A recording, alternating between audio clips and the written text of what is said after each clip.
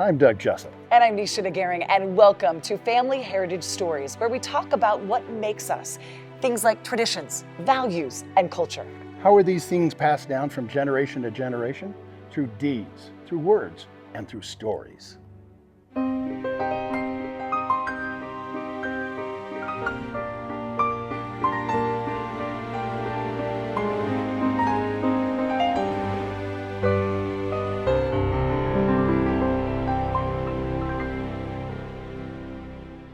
We all benefit from heroes among us. Now, they're going to say, it's just part of the job.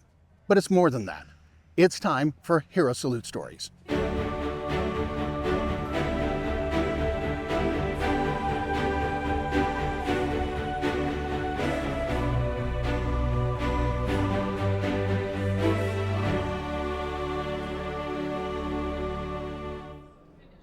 Well, I'm not here to represent reenacting, but it's here as a simple acknowledgement of my ancestor that allows me to join the Sons of Union Veterans of the Civil War.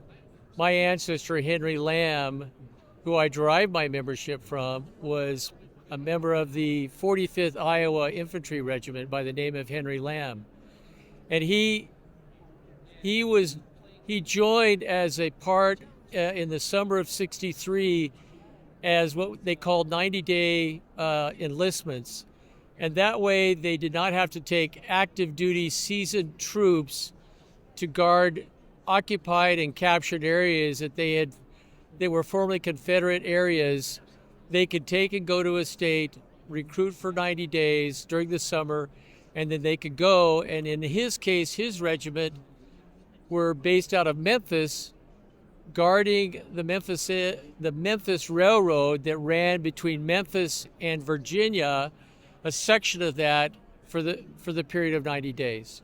So that's how I derive my membership, and so I simply choose to wear the clothing, reproduction clothing from that, and I happen to be wearing a officer kepi, but this is a standard Union infantry officer greatcoat that they would wear in the wintertime. As a veteran of the Desert Shield, Desert Storm, my kids have certainly heard many times the stories that I tell about my experience transiting the ocean from California to the Red Sea for an operation in defense of our liberty and our freedoms. My father was in the Merchant Marines in World War II.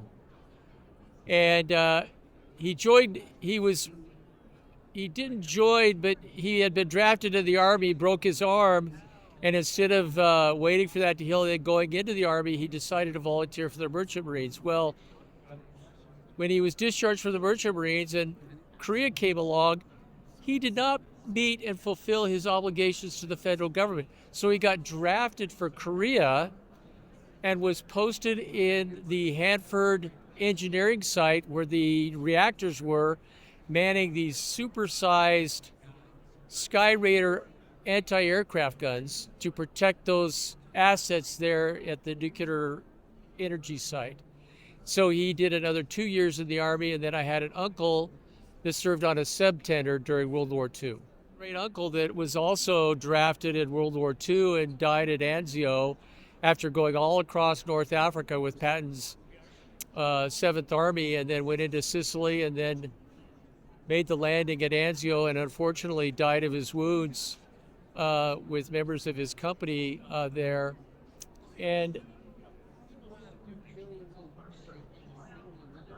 I don't know how I can honor them any more than I can for what they gave, in terms of the ultimate sacrifice. And that goes back to a great uncle that was in WW1 in a heavy artillery unit. It goes back to my ancestor that I derived my Civil War membership. It's no different than the ancestor that was a militiaman in the War of 1812 from New York. My ancestor that was in a North Carolina militia unit during the Revolutionary War. So when you have that kind of history, it only seems natural that you want to honor them, and you learn everything about them. And and you connect with them.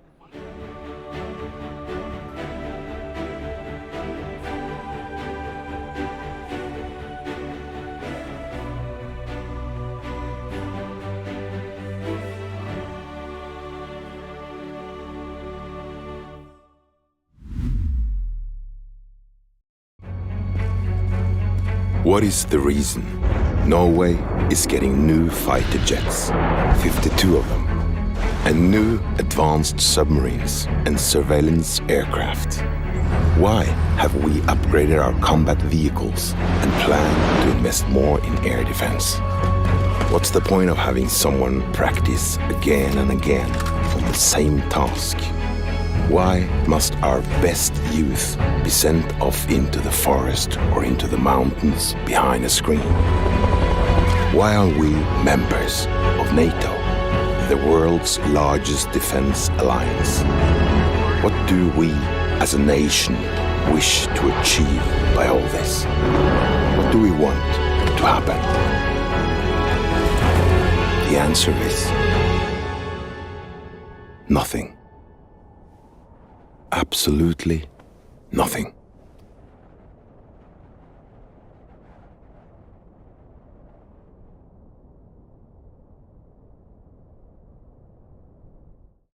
Have you ever wondered how an object becomes important enough to be passed down from generation to generation? Well, a little bit later in the show, we share one of our viewers' treasures remembered. There is something so special about the bond between a grandchild and grandparent. So how would you answer the question? Tell me about your grandma or grandpa.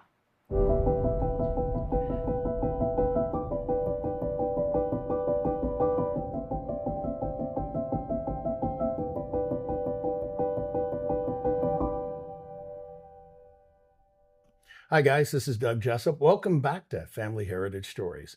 With me today, Ann Granado. Now, Ann, one of my favorite questions to ask people all around the world is tell me a story about your grandma or grandpa. And you've got a bunch of sides we can kind of play with, so. My grandmother was an absolute delight. She came from Norway at a young age. She was sent here by her mother after her mother joined the Mormon Church. There were 5 children, 4 survived, and they were sent here one at a time. Wow. My grandmother came to Idaho. She married a returned missionary. She made a huge effort to learn the language and fit in with the culture. She was the hardest worker you would ever meet. They were married in the Logan Temple. He was killed in a farming accident on his family farm 1 month after they were married. Oh, you've got to be kidding. No, she had my mother. She worked on the farm until my mother started school. She left her only child with her in-laws and moved to Logan, where she worked as a domestic and cook. She worked her entire life until she retired. She lived in Sugar House. Every morning she got on the bus. She went down to the Salt Lake Temple, came home. She went grocery shopping on the bus. She never learned to drive. Her entire life was about working and giving to others. And a part of that story was my wonderful, wonderful father. He made every effort he could to include her when we went on family vacations. She went with us. My strongest memory of Christmas is we would get up, we would be all psyched. It was get in there, open the presents. We would sit in our bed until my dad had driven up to the avenues, picked her up at her job, and brought her back to the house for Christmas. Wow. When she left Norway, about how old do you think she was? I don't know because we never had, I know that she was born in 1899, and my mother was born in 1924. So somewhere in there, we never quite nailed down a date when she came. Did she already know English, you think, when she came? Or Very little. She had learned some English from the missionaries, but she came here and met a friend and was living with them when she met her husband. And what was his name? His name was Irvin, and to honor him, my grandmother made up a name and named my mother Irvine. She went through all of her life saying, I don't know where I got that name from. Because it was something she had never heard, or everybody she met would say, where did you get that unusual name? But it was to honor him. Did she ever remarry? No. Wow. She dated a little bit, but Mhm. my mother was an ornery child, and she chose to respect my mother's wishes. So she was married for 1 month, had one child, and worked her entire life. So how old did your grandmother live to be? She lived to be 100 years old. She was 99 at Krista's wedding. She turned 100, excuse me. She turned 100 right after Krista's wedding, and she said she was starting to have some health issues, and she said, I'm going to hang on till I'm 100. So Norwegians live forever. They're just so damn ornery, everyone wishes they'd die. Yeah, well. And we had a very, very special experience with her and my children. When she turned 86, she started to have some health issues. And I took her to the hospital one night after a fall, and the doctor came out and he said she just simply cannot live alone any longer. So she went to my husband, who she adored, and asked him if she could move into the basement apartment that we had in our house. And our house was party central. The Italians loved to party. My daughter went to Olympus. My son went to Skyline. The boys from Skyline came to our house every weekend to meet the girls from Olympus. So we were just party central.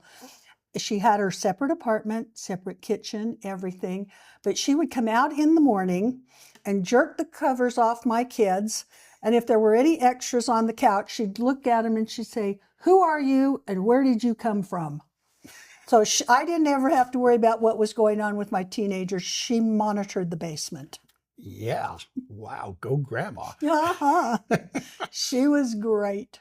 Do you know, did she ever get a chance to go back to Norway? Yes, she and I went back to Norway. She wanted to go back because she still had family there. Wow. And my mother was working and had young children. So my break between junior and senior year, she and I went back to Norway and lived there for 3 months. We lived out on the little island where she had been born with relatives. We traveled, we took a trip up the fjords. It was amazing. The only hard part was when they were in the kitchen talking, I had to watch Gunsmoke with subtitles.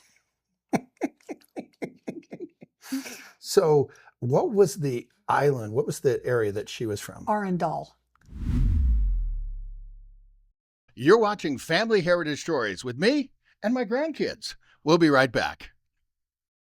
Just the mention of the word genealogy to your kids, and you'll probably see a room full of sighs and eye rolls. We probably would have done the same thing when we were kids. But as we got older and lost loved ones, genealogy started to mean more. Everyone says they wish they could have just 5 more minutes with their loved one, and researching their lives through old journals and faded photos is about as close as we could get. But in our fast-paced digital world, our kids don't seem to be interested in reading and researching their family history. Isn't it time for genealogy to catch up to their speed? That's where Your Legacy Story can help. As a professional production company, we specialize in getting the entire family excited about genealogy by creating family history documentaries. Your family will love hearing Grandma and Grandpa's stories in their own voice for generations to come. Visit us today at yourlegacystory.com.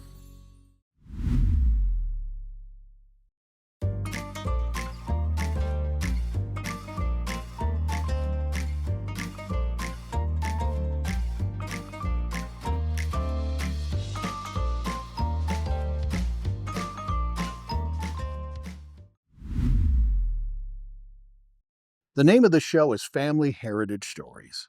What does heritage mean to you?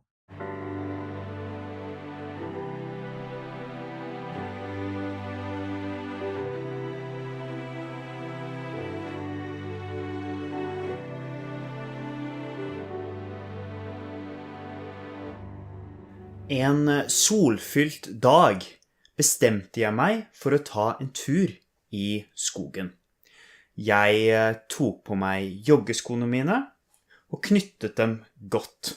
Skogen ventet på meg med trær som strakte seg mot himmelen. Jeg gikk inn i skogen. Jeg kunne høre lyden av fuglesang og vinden som visket i bladene. Jeg kjente lukten av ferske blomster. Jeg fulgte stien og kom til en liten bekk. Jeg satte meg ved bredden og kjente på det klare vannet. Det var kjølig og forfriskende. Jeg fortsatte videre. Plutselig støtte jeg på et lite ekorn som hoppet fra gren til gren. Ekornet var rødt og fint. Jeg kom til et åpent område med en glinsende innsjø. Solen danset på vannet, og små fisker svømte i vannet. Jeg satte meg ned på en stein. Jeg tok fram fiskestanga og begynte å fiske. Plutselig fikk jeg en stor og fin ørret. Jeg grillet den på et bål som jeg fyrte opp. Sola begynte å gå nedover i horisonten. Dette var det perfekte stedet for å lage en leirplass. Jeg hadde tatt med sovepose og liggeunderlag og var klar til å legge meg. God natt, skog! Up next, we're talking about culture.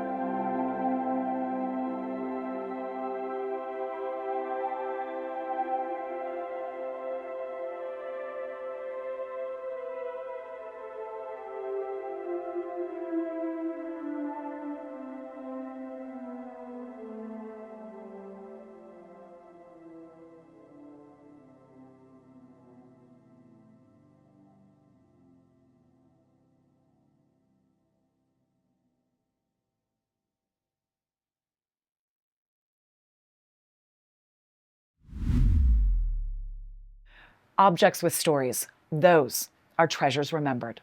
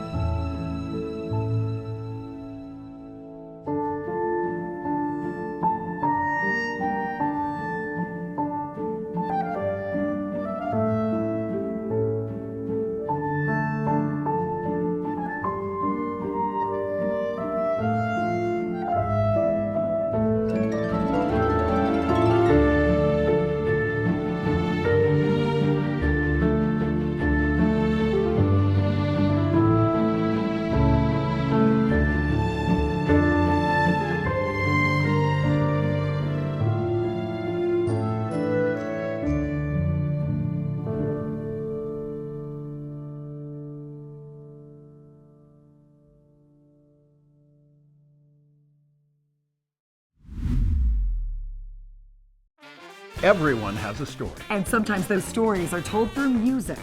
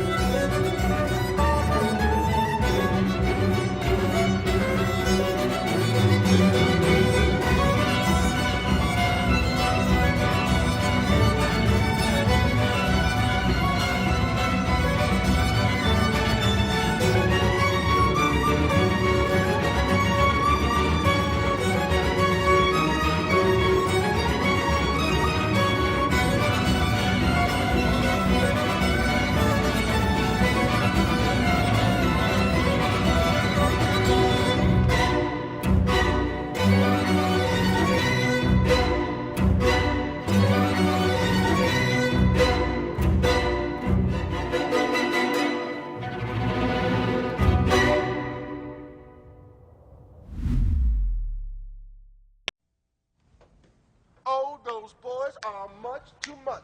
Those boys are much too much.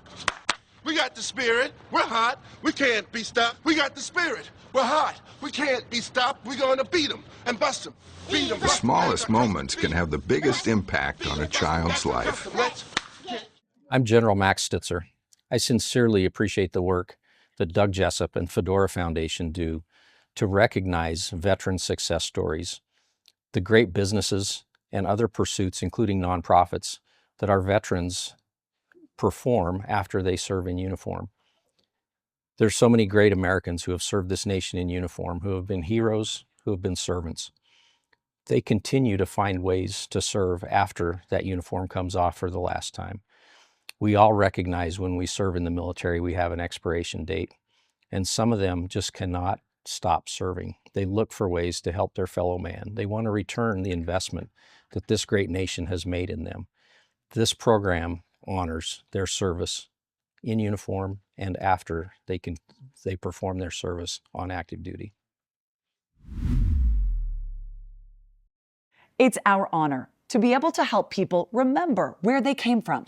If stories are not passed down from generation to generation, the stories are lost, and it's as though those people never existed. So how do you want to be remembered? With another episode of Family Heritage Stories, I'm Nisha DeGaring. And I'm Doug Jessup.